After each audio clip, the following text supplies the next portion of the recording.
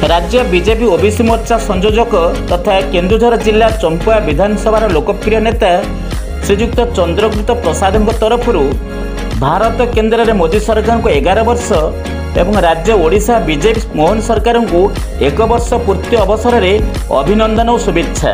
Bharatiya Janata party समस्त नेतृत्व तथा सदस्य और भारतर यशस्वी प्रधानमंत्री नरेंद्र मोदी जी नेतृत्व में ओडिशार नूतन सूर्योदय नूतन बीजेपी सरकार गठन निमंते बहुत बहुत धन्यवाद।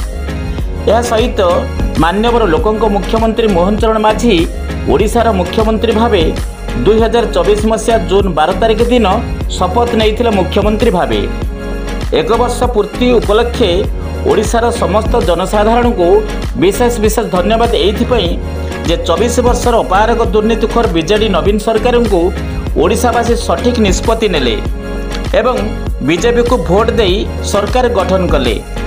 आज ओडिशावासी मुख्यमंत्री भावे मोहन चरण माझी को पाई बहुत खुशी व्यक्त करिसंती। बड़ कथा होची साधारण लोके सीधा सड़क मुख्यमंत्री सह कथा हेबा खाली सेतिक नहीं मुख्यमंत्री निजे लोकों पाखु जाउछंती एवं समस्या गुड़िक बुझुचंती जहाँ नवीन पट्टनायक क्षेत्र में नथिला। आज गोटे वर्ष भितर मान्यवर मुख्यमंत्री राज्यवासी हृदय जीति पारिछंती। आगुरी एमिति मुख्यमंत्री ओडिशार लोके केबे देखि नथिले।